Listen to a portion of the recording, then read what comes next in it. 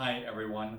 Today I'm going to talk to you a little bit about the concept of minimum wage and some ideas about the best ways to go about regulating it.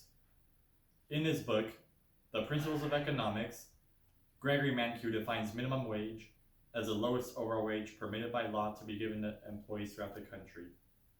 It is set in the United States by U.S. labor laws. Currently, the minimum wage of the United States is $7.25 per hour. It was set on July 24th, 2009. I am going to present you 3 points today to show why the minimum wage should not be controlled by the federal government, but by authorities at the local level. Furthermore, people who make laws have to be very careful to not hurt the very people they are trying to help. Why even mess with minimum wage? People who support the idea of a higher minimum wage say that it raises the standard of living and reduces poverty in poor neighborhoods. In theory, if employees make more money, they'll have more money to spend, they can provide better for their families, and ultimately contribute back to the economy, creating a cycle of prosperity. Unfortunately, research has not shown this to be the case. One of the best studied minimum wage hikes happened at Seattle in 2011. Authorities in that city raised the minimum wage to $11 per hour, with plans to keep raising it until it hits $16 per hour in 2019. In 2017, a study by Wigan et al. At the University of Washington gathered and analyzed data about what happened after the law came into effect. The results were unexpected, but not surprising. They found that although the number of jobs didn't change, the lowest earning employees, those making under $19 per hour, lost on average about 9% of the hours they worked, equaling about $75 a month in lost wages. Think about it this way. This is a very simplified example, but it gets the point across. Let's say that you are a business owner and you are planning to sell a book for $25. Let's say that it costs you $10 to make the book and $12 for your employee. You will be left with $3 for yourself. Let's say the minimum wage increases to $16. You'll have to pay your employee an extra $4, which you do not have. So you're going to have to do one of two options. Either raise the price of your good or reduce your employee's hours. Gregory Mankiw states that the law of supply and demand states that if you raise the price of a good, the demand for it will go down. So as a business owner, you can't simply increase the price of your good. You're just going to have to reduce your employees' hours.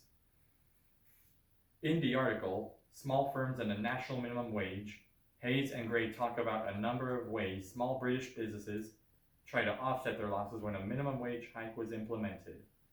Some methods included increasing work intensity, while reducing hours or shifting pay scales for young workers in their first 6 months. A second reason which makes it dangerous for the federal government to set minimum wage levels is a concept known as median wage. This is explained by Jennifer Ramich in her article, Is Raising the Minimum Wage a Good Idea? Evidence and Implications for Social Work. Let's say that our particular area, the minimum wage is $8 per hour, whereas the highest paid workers receive $40. If you know how many people make $8 per hour and how many make $40 and everything in between, you can calculate the average wage.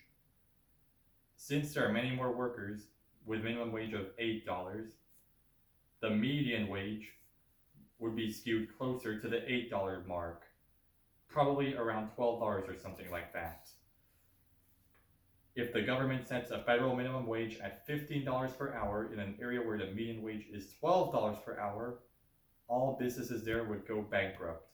Well, what would probably happen is that all the businesses would ignore the law. But if it were enforced somehow, all businesses there would be in trouble. A third reason to be cautious about minimum wage increases is pointed out by Gail Harriet in her article, Working Backwards: How Employment Regulation Hurts Unemployed Millennials. She points out that the Federal Reserve Board has found that in the United States, 10% increases in minimum wage usually lead to a 1 to 2% decrease in employment for teenagers and unskilled workers. It reminds me of a great scene from the movie Back to the Future, where Michael J. Fox travels back in time to 1955.